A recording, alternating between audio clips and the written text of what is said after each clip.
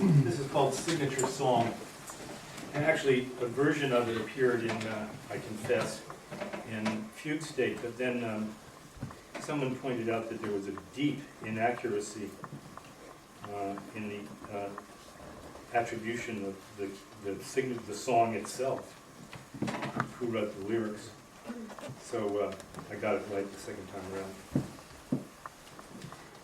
Bunny Berrigan first recorded I Can't Get Started with a small group that included Joe Bushkin, Cozy Cole, and Artie Shaw in 1936. Earlier that same year, the song, written by Ira Gershwin and Vernon Duke and rendered as a duet pattern number by Bob Hope and Eve Arden, made its debut on Broadway in the Ziegfeld Follies. By 1937, when Berrigan re-recorded it in a big band setting, I Can't had become his signature song, even though within a few months, Billie Holiday would record her astonishing version, backed by Lester Young and the rest of the Basie Orchestra. Lovers for a time, Lee Wiley and Berrigan began appearing together on Wiley's 15-minute CBS radio spot, Saturday Night Swing Club, in 1936. Berrigan died from alcoholism-related causes on June 2nd, 1942. Although I Can't Get Started is perfectly suited to Wiley's deep phrasing and succinct vibrato, she recorded the ballad only once, informally, in 1944, during a Los Angeles club date. The Spanish Civil War started in 1936 and ended in 1939, with Generalissimo Francisco Franco's forces entering Madrid. I've settled revolutions in Spain, goes Gershwin's lyric, just as odd.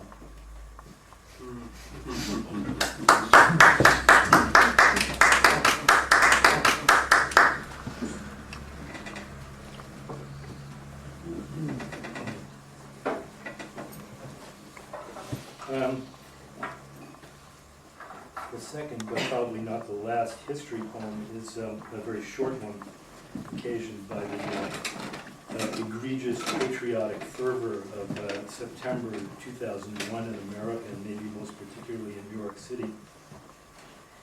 And flags everywhere.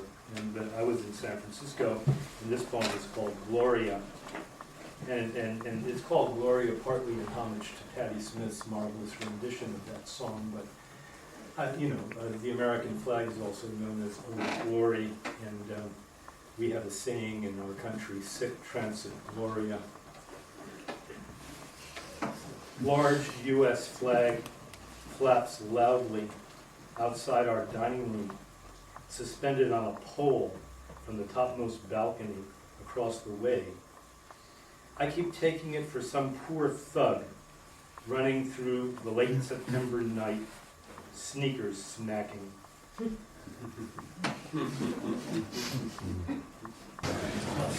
we're going to go straight on to the next poet. Okay. I basically somehow I think it's another issue about this about it's not necessarily the case that every poet working in a modernist aesthetic is anti-narrative. Mist in St. James Street, Pearl Glow in Cambridge. Tonight again, Madame D. Mural. Let me start again. Mist in St. James Street, Pearl Glow in Cambridge. Tonight again, Madame D. Mirror walls, white-gloved servants, champagne, smoke, carriages, candlelight dances. All is whirl. Suave, Baron Donati, the diplomat. A love story, the first time. With what rapture they dance. But Madame D is silly, fainting. The Baron is nothing but charm. And her husband, the general, what is it to be wise in the way of her flirtations? They are empty. Offals makes us see, superfluous, going round and round. Dinner with Henry Kissinger, dancing at Palladium, and to cruise with the Buckleys, Oscar de la Renta, Tina Chow, Ralph Lauren, Bill Blass, Sister Parrish, until they run down and die. The Baron for honor, Madame D in a long swoon, those who ruled, pursued, as they were in pursuit, when hearts were young and beige.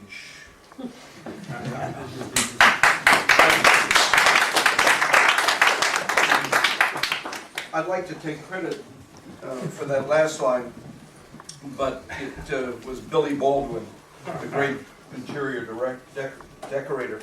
I spent, since 1990, from 1991 to 1996, among other things, I spent editing Jimmy Schuyler's letters. It appeared in 2 books. One is called Just the Thing, and then a year ago, Jimmy's letters to Frank O'Hara. I always read Jimmy's poems. These are 4 of them. The chronology is not exact. He only read about 6 times publicly in his life and never read in England, and he was an Anglophile. So, unlike Joubert. Lying on the bed in the afternoon, but not in a pink dressing gown, in red pajamas, and a yellow bathrobe, flannel pajamas, and a terry cloth bathrobe. And for a moment, a flicked off bit of a moment, succeeding where Joubert failed, to think nothing, but on second thought, failing, as it was not by intention, nor is it certain that there was even the shaved off edge of a flick between the thought and the next thought, that there had been no thought between them. All that is clear on this shadowless day under a sky like a shadow is that the first thought was gray, a harshly bright blue-gray, a piece of too highly colored slate, while the second was gray, as some roses are, or hair, you see, was once red, a gray with the charm and warmth to it of an intimate and not overly cozy room, one with woodwork by Peugeot, or like worn upholstery, or your first biplane. As different as day from night and as alike, just as they're connected, the nothing, which may not have been, was also a gray, creamier, lighter, and shifty-eyed as the sky, or a big flat button cut out of a seashell, the polished off husk of an oyster, perhaps. Subtle days in winter, when thought sinks down in the presence of an absence.